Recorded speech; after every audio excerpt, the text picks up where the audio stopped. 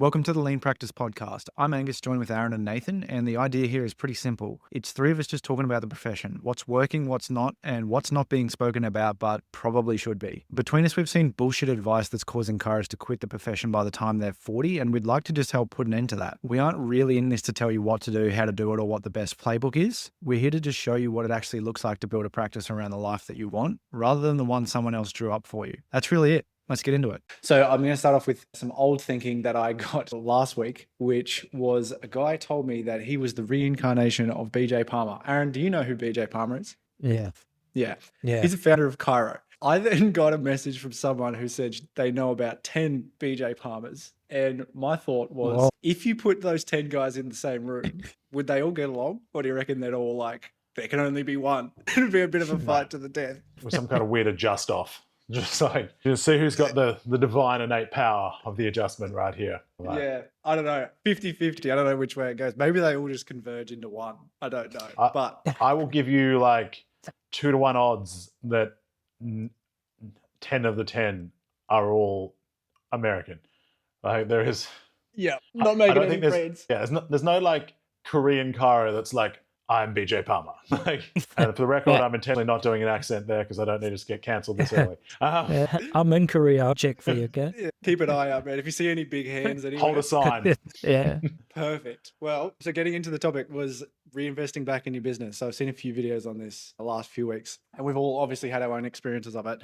And I'm wondering if, again, it's that old thinking that might be biting a lot of people in the ass. So I just want to go through today on sort of the question on exits. What do they look like? What have we experienced? Getting told to reinvest back into the business. Like, what does that even mean? What's the benefit? What are we trying to build here? And then if this is still the advice, well, is there alternatives? Where else and what else would we do? I'm going to do a little pre-frame on this one so we don't get sued. This isn't financial advice, nor are we brokers. We don't really know. This is just our thoughts and what we're seeing based on, the activities that we've seen, the conversations we've been a part of. So do not take our advice and go and put your money in Bitcoin. Not our advice. All right. So starting off, what I've noticed lately is there's this sort of push towards build and then exit. I don't know if everyone wanting to work 3.5 days a week is a sign of that starting to happen already. But in my experience, I don't think there's that much value in a chiropractic business to the point where you can exit and then retire off of that for the rest of your life. Like build a business for 7 years, exit, and then you're done. I really think people think that that's a thing. I don't think it is. So I think it just begs the question then, well, what's the actual value of a practice? Nath, I know you've, obviously without naming names, you've been involved in a few sales, you've looked at a few businesses. Aaron and I have both been a part of companies that have looked at similar things as well. So starting off with you, Nath, when you're looking at a business, your experience, are we talking 10 mil, 100 mil? Like what's going on in the real world? The problem with chiropractic practices in terms of a sale proposition is there's so much emotion attached to it. Because, if you've spent a long time building this practice, sometimes even not a long time, but you're emotionally invested with your people, right? And so you think you deserve these like huge amounts and you see it all the time. Like I've literally seen conversations where a person who remained nameless who has bought a couple of practices was just like, listen, I'm looking to buy practices, but chiropractors need to have a realistic look at what a practice is actually worth and stop getting so emotional. And of course, in true chiropractic fashion, another chiropractor was trying to sell their practice that was worth nothing, gets up there and just starts getting emotional. It's like, well, you're not even a chiropractor. You don't even know what it's worth. The people I help and all these things. It's like, yeah, it's dandy, but it doesn't have any actual value. This is another miscommunication of actual business and we have to sell when we sell. It sells on logic. And most practices are worth barely the paper they're printed on. So the model will obviously determine that. If you're a solo operating practice in a metro area and you are retiring, leaving, your practice is maybe worth 20 cents to the dollar on goodwill, right? Because the goodwill's not there. People could just go elsewhere. If your practice was regional, you've been there for a long time, and there's no other competition, it may be worth 50, 60 cents to the dollar, right? Like it may have a true value proposition, but the fact is that most practices aren't worth much more than plant and equipment. And even then, I've seen ones where like the plant and equipment's like, oh, it's worth $250,000 all this investment. You're like, yeah, but you made that investment 25 years ago. You fully depreciated it. It's now worth on the open market $25,000. So again, so many people buying and selling with emotion. And I think the other thing now is when you're an owner, if you're looking at buying, right? I've looked at a few practices of buying, and my intention when I buy is not to go work in the practice. Due to that, it instantly makes a practice potentially less valuable. Because when you go in as an owner, we know you eat up a lot of the overhead, which potentially makes the practice more viable. If you're not going to be in there, you now have to go obviously down on your EBITDA, I don't even want to try and like your immortalization after debits and all that sort of taxes and all the other fun stuff that comes with that word. I was just like, my accountant handles that. But essentially, it's the figure of money that exists after you take out everything. So it's the true profit, right? Yeah. And then you usually in chiropractic somewhere between 2 to 5, but 3 is a pretty average one. And so I have looked at businesses where the owners sort of were like, yeah, listen, it's profiting 200 grand. And you're like, yeah, but that's your wage in there as well. And I still have to pay that wage. That's not the profit. And you break it all down and you're like, oh, the profit's actually $12,000. Yeah. And you currently want 300 grand for this.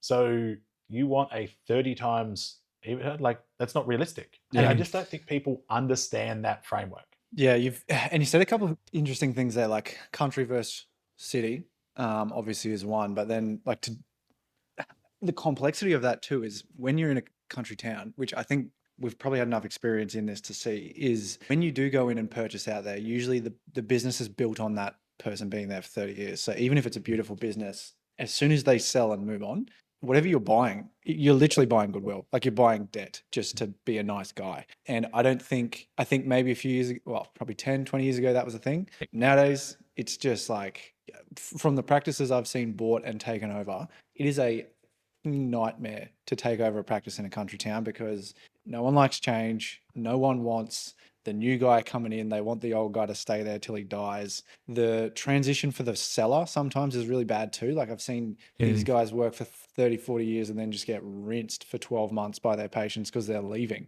And it's just like everything is bad about it. I remember that one, Aaron, and it was like, I didn't even want to step in the building. It was so hostile. I didn't even want to get on the plane to go to that place. And that was like pretty much, again, bought the building and the equipment. And that was it. And then made this guy suffer for 12 months, which was just awful. So when you're actually looking at it, we're like, okay, well, honestly, and this ties back to the SVM from last week. It's like the profit that the business makes a lot of the time is just the owner's wage. So as soon as you take that out, it gets worse straight away. So it's like, okay, well, then you're just buying the equipment, which is depreciated. And I mean, the market for buying equipment, there's not that much demand. So you don't really have much, negotiating power to show the value of that stuff. You try to throw a car in there and whatever, it's not really worth much. So if like that's the case, then Nath, have you ever tried to sell a practice before? Like, can we get some real figures on this? Well, I've sold an entity, but it was more just that I was trying to get out of Baghdad on some terrible people I was operating with, and I just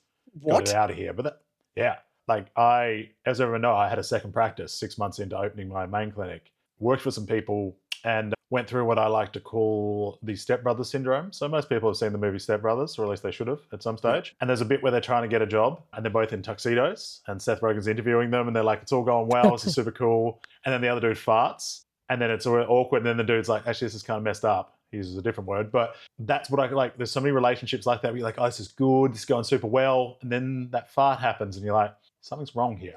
And like going into detail, because I have it sort of, these people basically made a significant allegation against the staff member I had there on the basis of absolutely nothing. And then when we reviewed it, they were like, oh, we just felt that the person was kind of lazy. And I was like, so you've made it was an allegation that could have your license hurt, but they just didn't like them because they didn't think they were like motivated enough. And listen, I end up moving this person on anyway. I felt similar in terms of their skills, but it wasn't like, it was just a completely fabricated thing. And so in the end, this person refused to go back there anyway. And I was like, yeah, fair enough. I let them go. We still have a good relationship. I then had this entity sitting there and I'm like, listen, I'm going to sell the entity. And then they tried to come at me and were like, well, you can't because it's a subdivision of our brand because we were using, it was like their brand, but we were the chiropractic within their brand. They're like, so actually we own it. And I was like, you do not. It's within our contract that I own this. And so in the end, they like settled and they bought the like website entity and table off me for basically what I had paid for it. And I just walked away. And just How long had you been working there for? We literally had it for 3 months.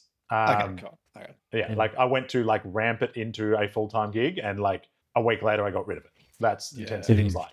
I've worked with a number of crew that have sold practices. I haven't actually sold practices myself, but I have looked at it. And like, I think, listen, if you are going to sell a practice, there's a distinct process that can value it, right? But you actually have to go through a probably 2 to 3 year minimum process of setting your practice up for sale. Yeah. And the ones that have tended to do well are the ones where like an owner has opted to go back to being an associate. I know a few of those that have done really well, but they need very strict like contract conditions with the owner, which is usually like payout fees where you pay out 50% now, like 50% in 2 years based on numbers. If they come, like the true value in most of the practices has been that you buy the building, Yeah, right? 100%. Like that's been where most of the value is. But the problem is with like some of the ones I've looked at is the building's so valuable that the average chiropractic owner couldn't buy it, right? Like it's overcapitalized because it was bought 20, 30 years ago.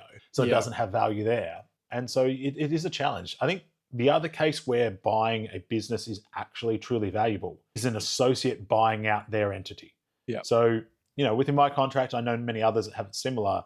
After a certain amount of time, your associate can buy their entity and they could legitimately open up next door, buy their entity, and I will like book everyone into them, but they buy it. And the reason it's valuable is you literally skip all of the growth phase and go straight to revenue. So you're going to hold 100%. So, that's a true value and it would be valued like any other business. So say your associate's bringing in 300,000, you're basically going to value it against that business entity. And, they may pay 150, 200 for the value. They're going to have a loan, but they're going to be turning good money straight away, right? So that's where true value has. And I think it's something that's on associates is that if you have that in your contract, that is a good investment. Like that is a true, like good, like that's a reward for the business for doing all the work and a reward for you for then getting it straight away. And you will be miles ahead of most people because you'll hold 100%. What's right? your Because you're barely thoughts, moving. though, on the amount of associates that actually go to a practice that intend on taking over that practice? Because the way I see it, it's very few. And the further they travel away from home, the even lower it is again. Yeah. I think there's very few that go into that with understanding. I think there's very few that offer the opportunity as well. So it's a two-way street. I also think there's been an incredibly big move to people that are like, I'm going to do it, but I'm just going to steal the patient base. And then it just depends on whether the owner wants to legally come after them. Like, is the juice worth the squeeze? Like, it used to be a rarity. And if you did it, you were heavily ostracized from the profession. It seems like it's a commonality. Now, some of it I think is more ignorance than malice. Also, sometimes like they take a patient base, but you're like, mate, I was looking to get rid of you and you were seeing 15 a week. This is the kind of person I would like cut. We were about to cut for your business anyway. And you're like, you know what? That cost is worth every cent there. You take those people, let's roll. But yeah, it's a classic misunderstanding that people think that even though they may know the people, that they're their patients. But that's why we have contractual agreements. And listen, there has been, I don't want to ever just blame associates. There's definitely been owners that have taken the absolute mick and sort of brought them on themselves. There's always a two-way street. But that's why like having a good contract and good communication is so integral. As my very, cynical old accountant, my B&I group in Geelong once said, what's the only ship that always sinks? A relationship. And so if you have clear communication. He didn't know much about ships, man. There's been more than one ship. Right. Yeah. But, like 100%, like eventually all relationships are going to get tried and tested no matter how buddy you are. And it's subject to those legal entities that allow for things, right? So I think only that's getting linear. Isn't there like in July they're changing that whole thing again? Like even the contracts don't even exist anymore.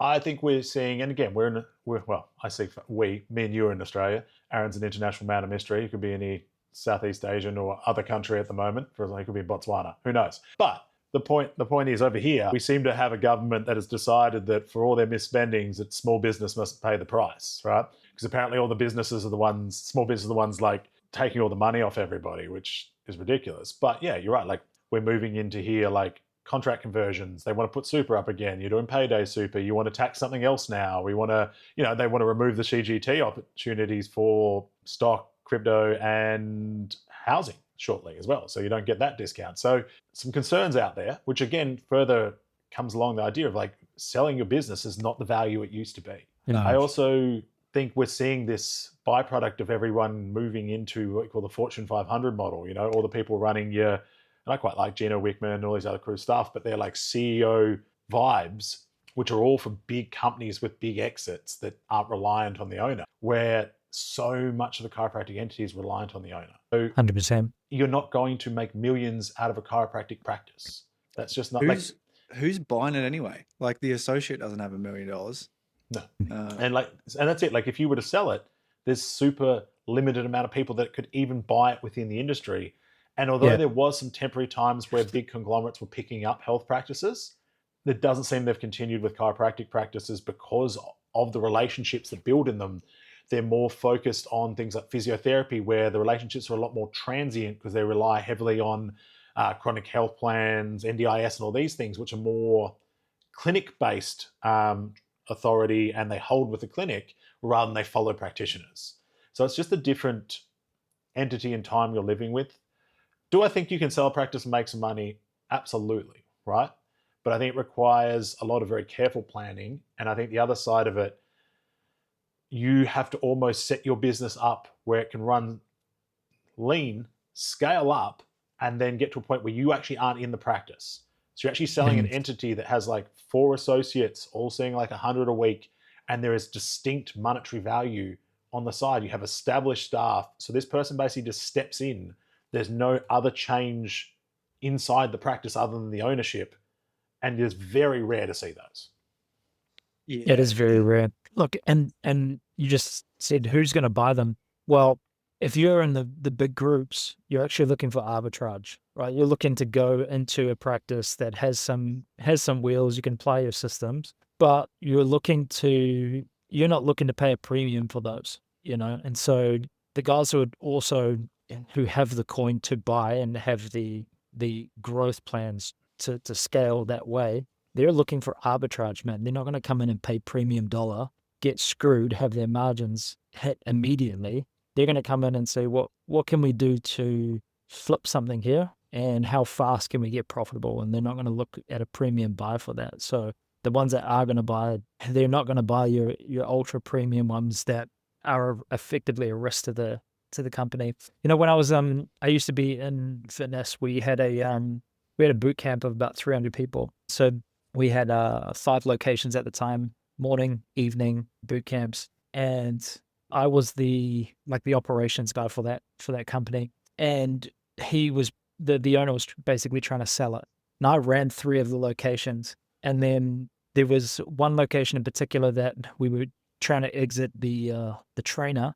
There were 30 people in that location, so I went to get rid of that person, but I had to leave my other locations. And so what happened is I left those locations tanked because I was running them. And then I went over to this one to basically rotate in and just try and maintain that location. I went in on day 1, and every single person left. And for 2 weeks, they gave me hell. And then she opened up next door, literally next door, same time, same people.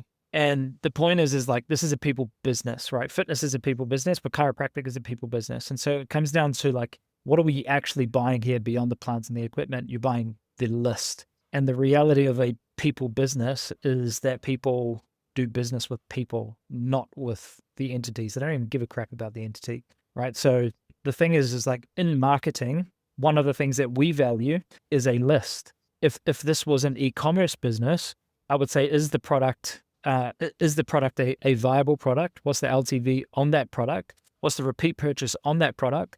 And how active is that list? And I would value the business based off of those. When I look at chiropractic, I say, how active is your list?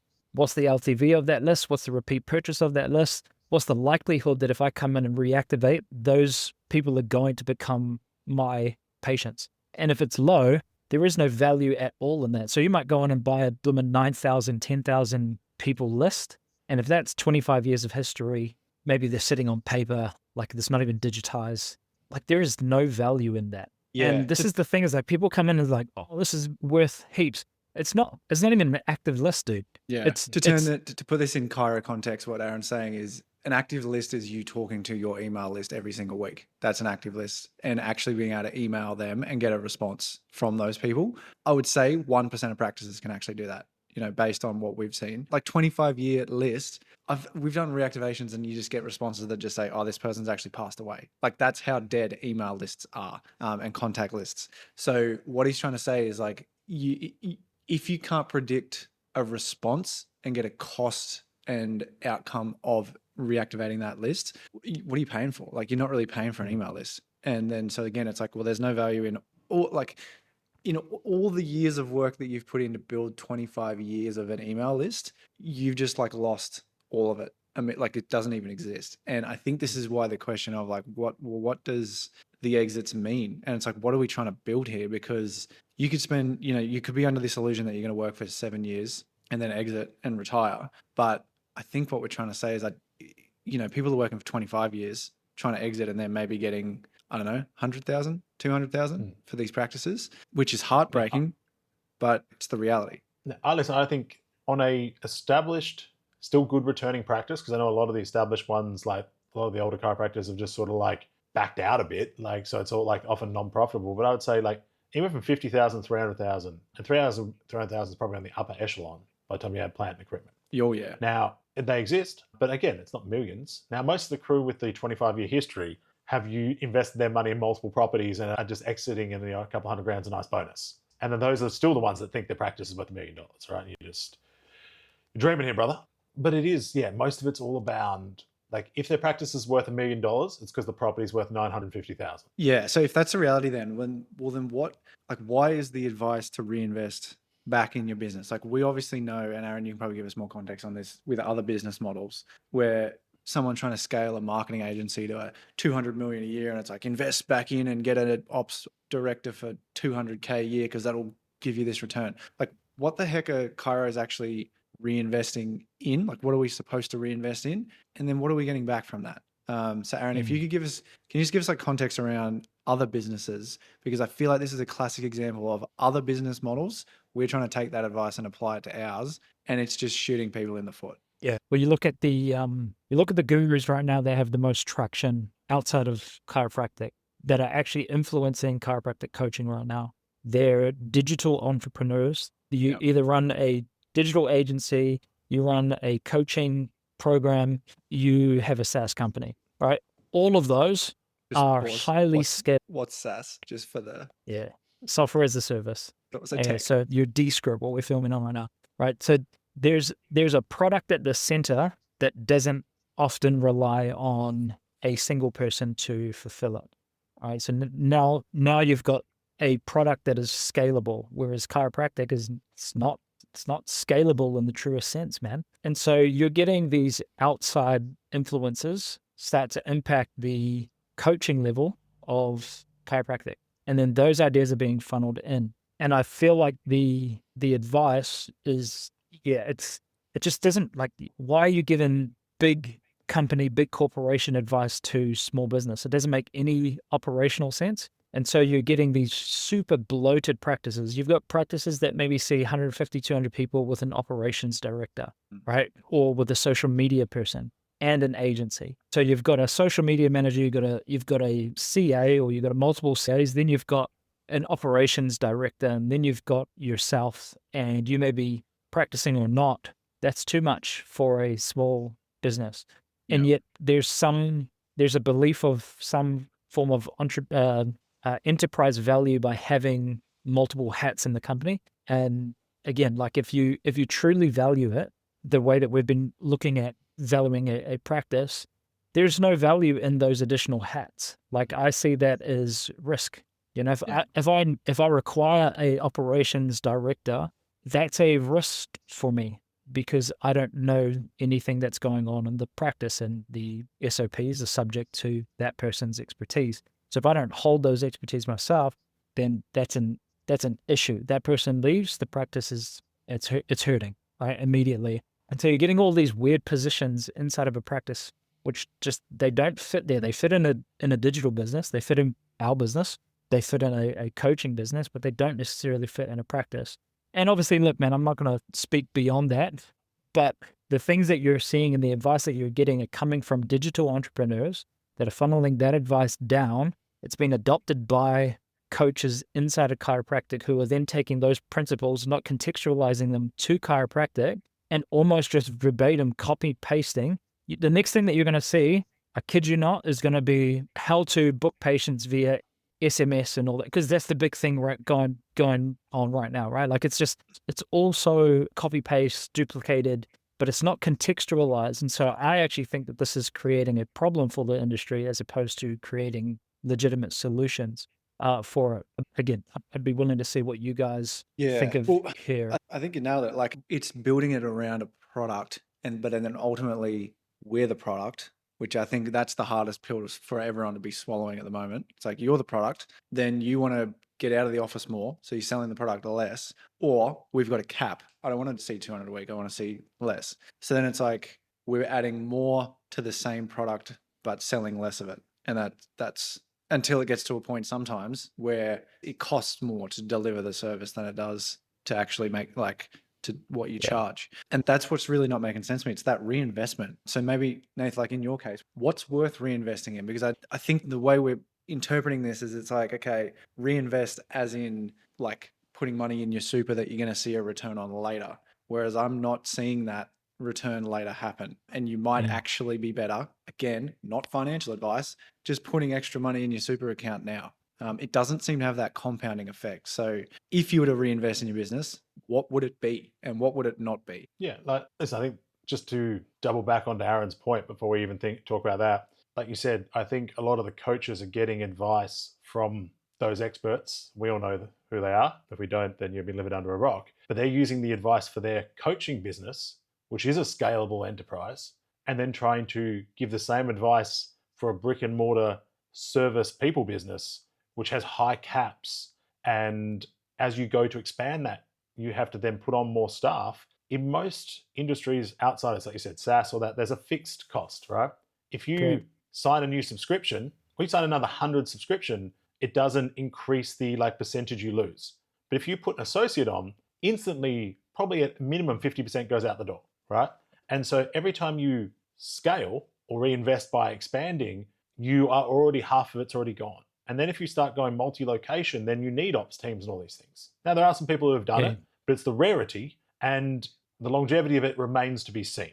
All we have to do is draw attention to your post about the joint that has its own, it's on the stock exchange over in the US to see that that thing is its own problem. But, and again, not financial advice, I don't know enough about it, but I've definitely not seen it doing strong things. But the point is, there are like specific things you should reinvest in, right? And so obviously, reinvesting in your equipment is important. So like the things that make you money, you need to have quality, right? Like I only buy certain types of tables because they are the best. They come with the best warranties. They cost a bit more, but I make my money on them, right? I only reinvest in equipment that either allows me to see more people, deliver better care in the same amount of time, and that's about it, right? Like, because otherwise it makes no sense to spend the money. Like having another piece of tech that you don't charge any more for and then you have to spend more time makes no sense. Like I think this goes down as simple as like people who do dry needling, but then it's just included in a standard thing. That's never been the model. Like, it's almost, you need to go back to a dentistry model where it's like, this is the consult plus, right? Because otherwise, what's the point in adding the thing if you're not getting the return? Now, some would argue that you can get the return because you'll see more people because of it. I don't know if that comes out in the wash, but sure, if you can prove that, go for you. So investment in equipment that allows you to make more, see more in the same amount of time, or provide a better service in the same amount of time without like an overt additional continuous cost, it's worth reinvesting in, right? Investing in location can be. So like if you can buy your property, it's worth investing in most cases. Now, again, not financial advice, but the property market in general seems to have been a solid thing. And also having control of your own space so that you can't be kicked out all of a sudden. Because I know a lot of small businesses that turn around and a new owner of the building's just been like, so you're out at the end of the month. That's a real issue because then you'll lose a bunch of patient base because they won't follow you. So investing in the property if you can, also good. Investing in staff within a reasonable return. So the whole point of having staff, again, is so that you can see more people more efficiently, right? That's like, if your staff does not return on you, they're like, just so you don't have to do stuff, that's not valuable, right? So I've used this example before. One of my mentors, Lawrence Tam, talked about he used to have, so they had a CA, but this was 3 separate practices within one common admin. So it actually broke down really well. It was a very smart business model, ahead of its time. And then he had his own tech CA on his shifts. And the idea was like, I watched Lawrence do this. I watched him see, I think it was like 135 people across 6 hours, including like 4 new patients, never like behind, people getting great care, loved it. And he was absolutely thriving. His tech CA saved him a minute per patient in terms of like advice, booking, getting them supplements if they needed it, writing his notes. If you are seeing, 100 a day, or like say you're seeing 100 a day and you get 100 minutes, that's another like 30, 40 people he can see in a day. That returns. But most people, when they're putting on extra staff and tech CAs, are not seeing any more people. They're just wearing another wage, right? So there is a line where you have to get to a point where you have to take a little bit of a extra cost to allow you to jump to the next one.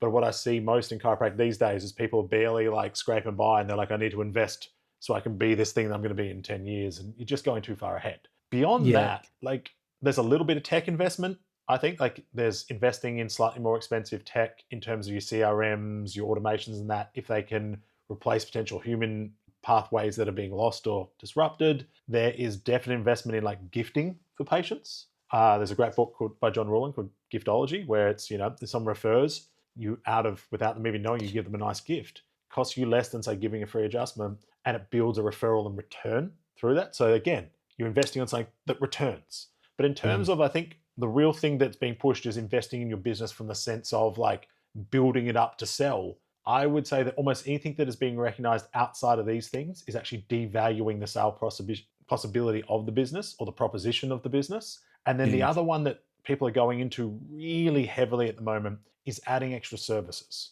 I myself are looking at certain things, and I don't think it's a bad thing. Where I think it's a problem is if the business is already bloated and struggling and you're trying to add another service to save it. And then what you tend to do, I was actually on a call before this today with a guy who's over in Canada. They're saying everyone right now in we'll call it the evidence-based car, I'm going to air quote this. They're like add shockwave.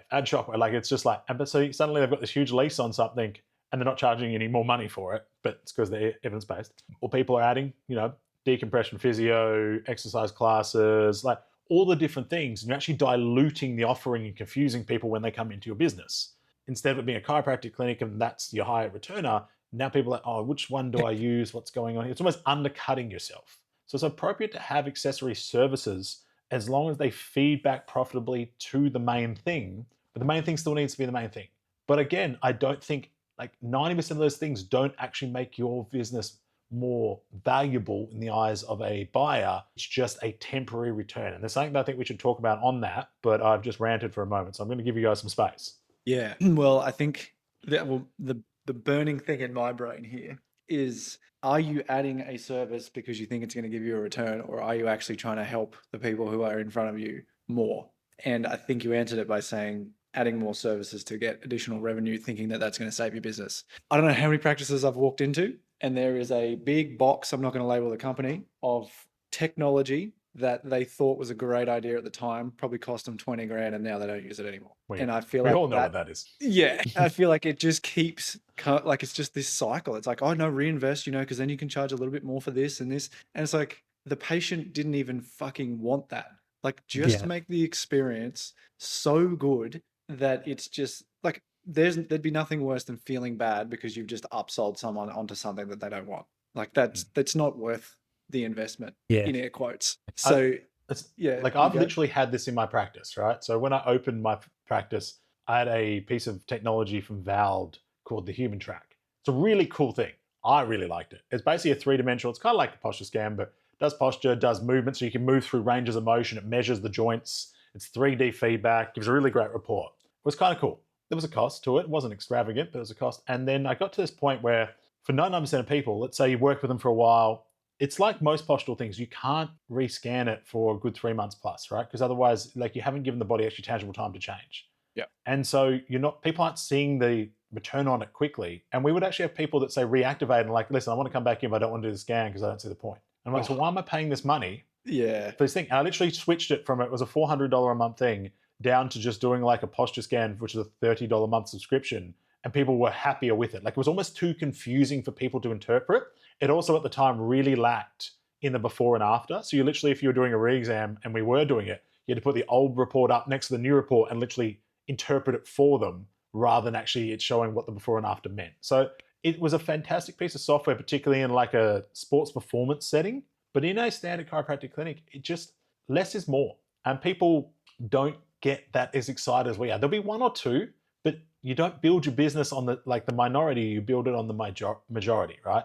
And so you have to go through that. And I think if I full circle this, there's something that I think needs to be spoken about. So you said before about why do we get told to build the business for sale? Why do we get told to reinvest? And it's always the idea that you're building this asset to move on. And I think the other side can be, and we should look at it, and it's even when we talked about people who go lean practice and want to stay lean, they're not looking to build big practices. You don't have to look as a business creation as something you'll eventually exit. Sometimes you just admit eventually you'll shut it down. You might sell off the equipment. But what can it deliver for you in the meantime?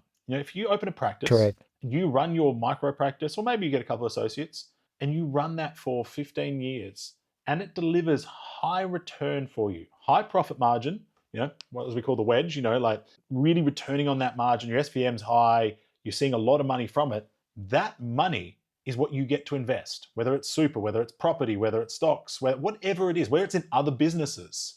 That's how you make your exit. You make your exit on intelligent investment by getting high return now and investing it for the future, rather than hoping in 15 years there's value here.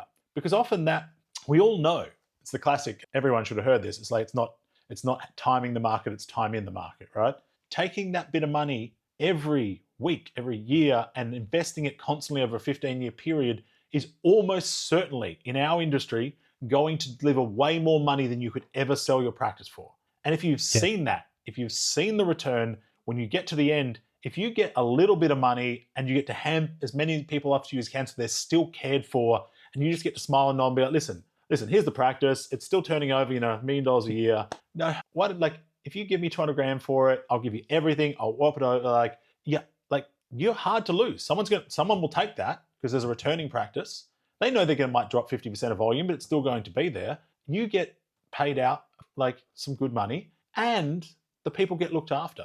And so it's an easy process rather than I need this money. How many people do we see across industries right now that are struggling because they built something and they're like, I need to be able to exit on this and make this much money. And it's it's not worth a tenth of that. And now they're stuck in a business they were trying to get out of, and they now should be retired, but they have to keep it going because there's no exit value on it, because they were hoping the investment was going to return 20 years down the track. Whereas if they'd just taken a little bit each year and actually invested in, even if it was probably the S&P 500, again, not financial advice, but spent that time in it, it'd probably be worth way more than their practice. Yeah, I think you've got a couple of things here, man. The whole exit conversation is based off of you becoming CEO, hands off, and leaving. And I've always had just some dissonance here. You're in healthcare, why are you wanting to leave? If the claim is I can heal people with my hands, and some people say that, some people obviously will dispute that. But the idea is that if I have the ability to deliver care and I'm passionate about it, it got me into this, why am I wanting to leave it? And I think that creates a philosophical kind of dissonance in there. And then Angus, you allude to it all the time. Maybe people are just not happy. And so we're trying to mask it with this idea of let's become a CEO and then actually get out of the practice rather than practicing the right way. The other thing is the asset that you're building is a cash flowing asset, right? A lean practice is a cash flowing asset. It brings a lot of money in so that you can do with it whatever you want. So if you want lifestyle, build your practice in a way that can enhance and integrate your lifestyle. If you want to have this surplus of cash that you can then invest into other things, go and do that. But what we're saying, and what we are saying, is there's likely other vehicles that will return much more than you spending 15 years building a bloated practice, hoping on having 4 associates and all of their performance being immaculate and having them stay, camp, maybe invest. There's other ways to build wealth, but this can be a huge cash flowing asset. The other thing is when we were talking about the additional services, this for me just does my head in, because we've worked with chiropractors over the years, and like you've said, many things come in. As the marketer for a lot of the chiropractors, they go and buy it first and then come and consult. And then they, it's we got some advice, someone had some form of success, the promise is a greater LTV, and then we don't know how to market it, so they come over to us and they say, hey, can you market it? Most of the time, as marketers, we're not consulting on the business model, so we go and market it. That own thing cannot support itself. So you market it, the cost of acquisition is greater than its fulfillment cost, everything tanks because there's no connection between the actual main service. This is the thing, and even right now we're seeing a huge influx of decomp chairs, which again, who cares? Whatever it is, doesn't matter. But that's the thing that's coming through right now. And maybe you're with a group that is promoting that, and maybe you're not. Doesn't matter. The point is that if you add an additional service, you have to have your primary service nailed, and you have to know where the additional service goes. There's 3 things to do in business: get customers, to make more money from those customers, and then keep them for a long time. If the accessory does not do any of those 3 things, then you don't you're not adding anything to your business, you're adding a separate business. And if that thing cannot sustain itself, it sucks. Don't even attempt to add it. And so will you use that thing to get customers and then funnel them into your main thing? Will you get customers from your primary and then upsell them to make more from that? Or will you get more of those customers that exist or are on your list to increase their LTV? Are you using it in those three ways? If you're not, do not add it to your practice, because the moment that you do that without a plan, you'll come to someone like myself. My cost, marketer's cost, plus the cost of marketing, plus your fulfillment costs and the staffing that is required for that, you might as well have just not have done that. And so the real thing that we want to talk about is, do you have an LTV is stable, right? Do you have a PVA or an LTV that is actually stable right now on just your primary fulfillment, right? On your primary service. So is your adjusting carrying a strong enough LTV? If the answer is no to that, adding an additional accessory is not going to make anything great. Like that's not the solution to that. So you grow LTV first by being better at the primary service. You stabilize there first, and then you use additional services to actually build the business strategically. All right. I have to add in a few of those caveats because, man, it is, like there's just so many of those, and they don't, 9 times out of 10, they're just not going to work for you. Aaron, you just said something that I think people will have missed, but what you just said, like if your LTV is, your lifetime value is not there, adding an additional service doesn't make sense. We should also think that adding an associate is an additional service, right? It's the same mindset in my mind. Like even if you have high acquisition going on, and this is one of those things, like all the patients coming through, you have to turn them away. But if your LTV is trash, you are in no position to put on an associate. Because people are like, 100%. but I'm missing out on all this money. I was like, no, you're not. Because when that person goes in, the cost of fulfillment goes up. CAC's probably going to go up as well. Because you're going to have to spend more because you've got more open spaces. And then these things are washing out. Like an associate, by definition, is an additional service. Yeah. Like because we're in a service industry, so they fall under the same thing as adding Shockwave, Decomp, whatever it is. If your business can't handle it from an actual LTV point of view, it has no right to happen. Yeah, that's actually a really good point. Yeah. Jinx.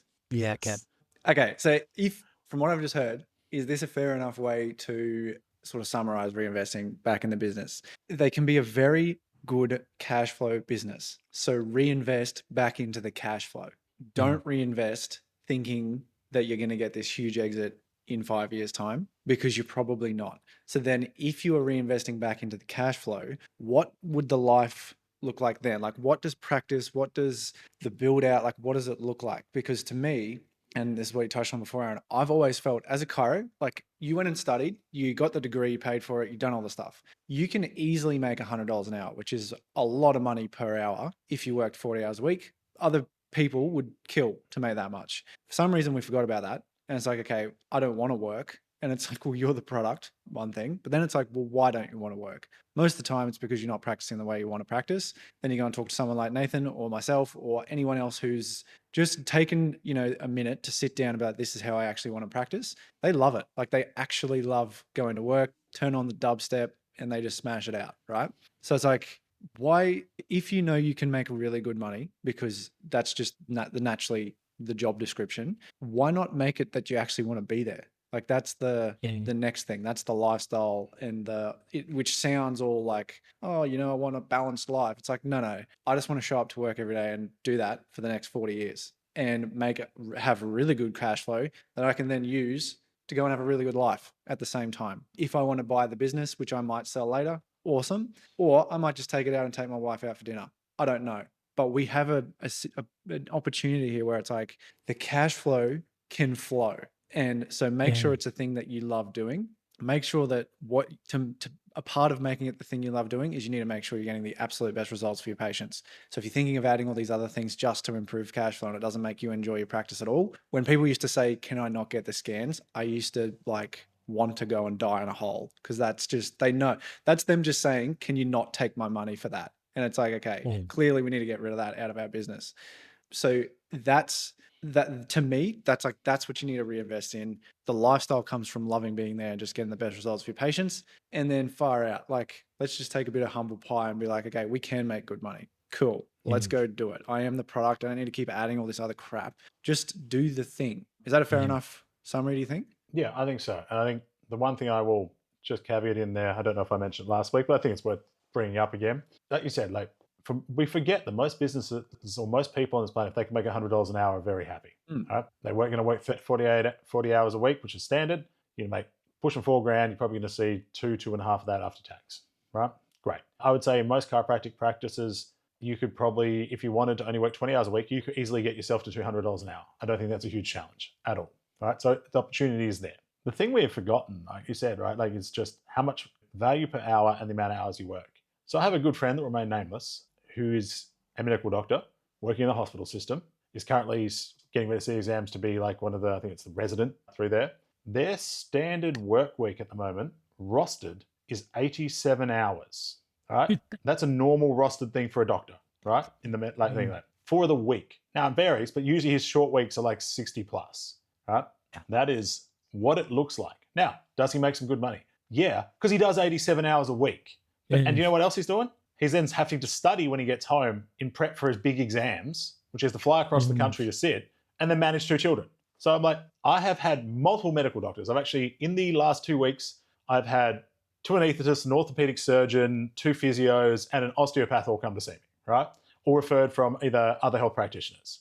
So, which is I always laugh when like I had a bit of a wave of people raging about how chiro is not a thing on my Instagram again the other day, and I just smiled and nodded. But out of all the like medical doctors I've worked, they're always like, you guys have such a great model for lifestyle and like return.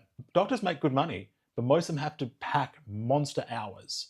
Or even if they're at a point where they are GPing and they're making good money for less hours, and it's usually because they've had kids and stuff like that, that was another additional like 6-7 years of training they had to do and exams on top of their actual degree. So we need to just get over ourselves a little bit here. Like most medical doctors aren't trying to create a practice. In fact, they're in a hospital. They don't get to sell the hospital at the end of their practice, right? They have a job and they make great money from their job. And then they hope when they retire, they've made enough great money to invest.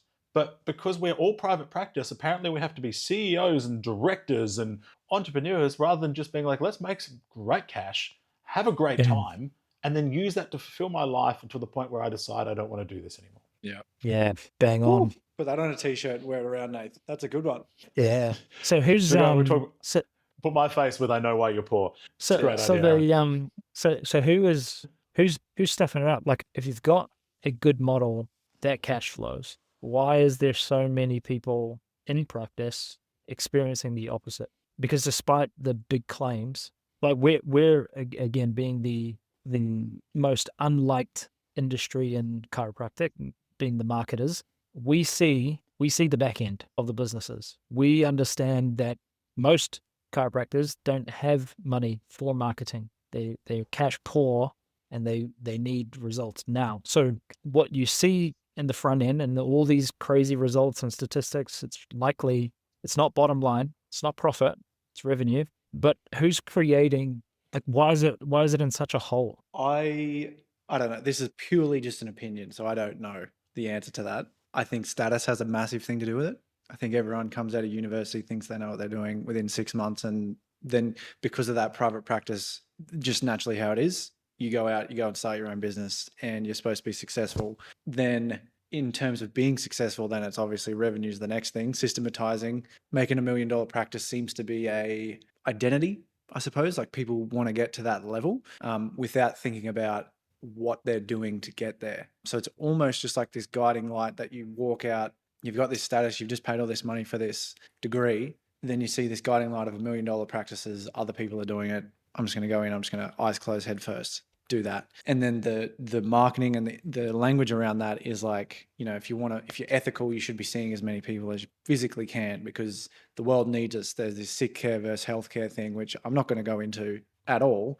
But sometimes it's like, fuck, you don't need to see 3,000 people a week. You know, it's not your responsibility. It's not your ethical, moral obligation to do that. You're here to live your own life as well and actually make as much of an impact as you choose to make. So just because it's $1 million practice, if you get to 600,000, but you're happy there and you are helping people and you're fulfilled and you're spending time at home with your family and you've got a good cash flow, I think you're better off. there than you are pushing for that extra 400. That's just my 2 cents. So I think it's coming from the status, which comes from you pay money for the degree, you then go out there, you see other people doing it, and then it's all of a sudden you're sprinting down this treadmill. And if you don't just take a second to stop, unfortunately, a lot of times it comes from a burnout situation.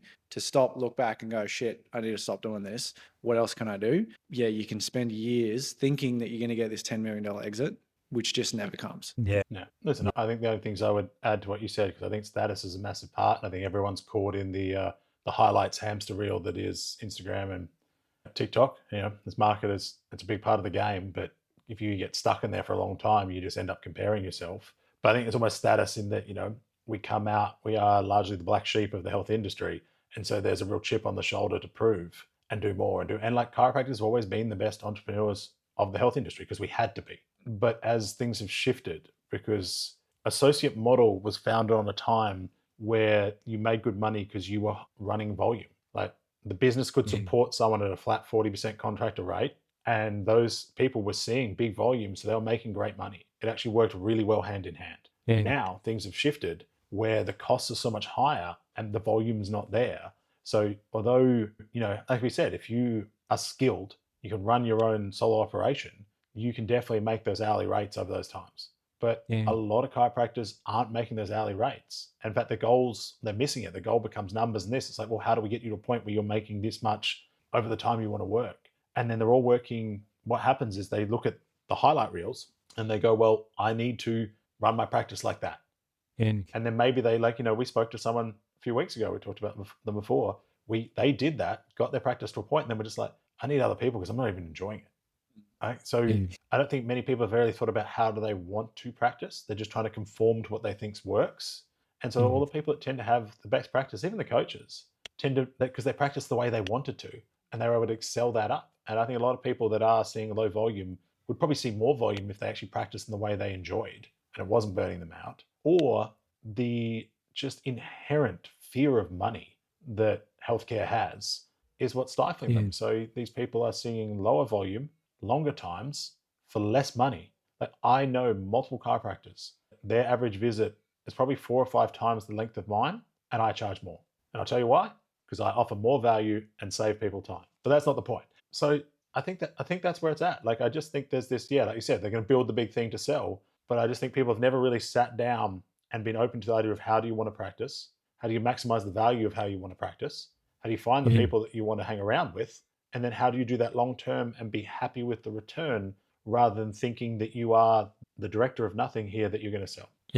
Yeah, I think even just listening to both of those things, it sounds like there's an agreed upon template that people subscribe to, at least as an idea, but it's like an unspoken that people just come in. There's a pathway that people are taking where it's like the scale maxes and the scale bros, like they're saying you have to build this way, but the idea is like that scale mentality really only appeals like maybe a small demographic can adhere to what's required. Like you've got to be a certain type of person to be in there, like you live it, you talk about it, scale, hustle, it's your thing, Most people, they're not there, man. They're not there. They can't handle it. They might want it.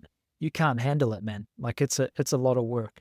And then you've got to maintain that once you have it. And that's a completely different story because you can't just go and get it. Like a lot of people can get to 200, maybe 250. About, 90% of those people cannot hold on to those numbers. And that's a personality thing. And again, back to you, it's a personality and philosophical thing. It's like if your personality and your philosophy doesn't align with that, and I'm not talking about chiropractic philosophy, I'm just talking about your personal philosophy. You don't have a goal that aligns with that, right? Your whole thing would be, I want to spend time with my kids, and then you're being pulled out of your life majority of the time. Like that would be a philosophical misalignment.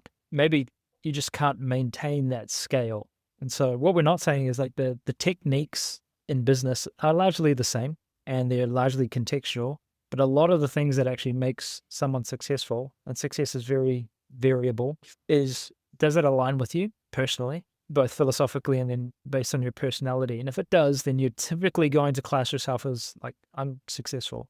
But when you got a multi-7-figure practice and all you wanted was time and you don't have it anymore, even that feels like it's not very successful. And so I think very quickly, a lot of people will, if they pursue the scale thing, they'll pretty quickly figure out that it's actually not what they want anyway. And so that brings people to this point, which is like, well, what the heck, what do I want? And how do I get there in a way that's a little bit more efficient? Because I can make $1 million and keep 100,000, or I can make 120,000, 130,000 and keep 100,000, and I'm making the same amount, bottom line. That's it. And that takes humility to accept too, because it's that status straight away is like, okay, I'm not going to make the million, but I'm making 30 grand more.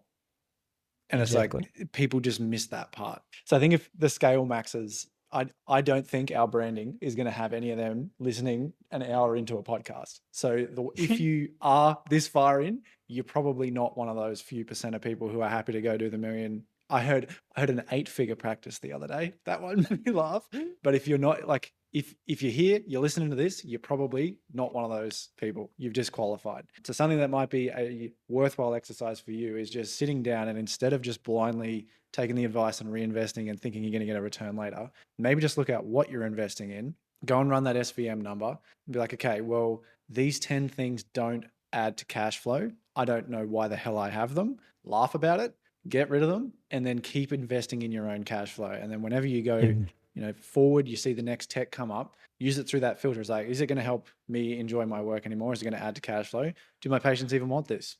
No to any of those, don't think about it. Unless you just want to make it phase out of your business and you can look at it every 6 months after that. I think that'd be the place where we'll leave this one. Any final words from either of you two? No. Happy? I think the only thing to be like, if you do sit down and you go through it and it means rechanging your whole model and almost your identity, it's okay. It's part of the uncomfortable conversation, because it's more uncomfortable being 20 years down the track and trying to sell your practice and getting nowhere and realizing you should have done this a long time ago. Yeah. So it's like we say to patients, like the best time they probably should have started getting adjusted was 10 years ago. The second best time is now. Yeah. Mm-hmm. Yeah. Great point. All right. Call it a day.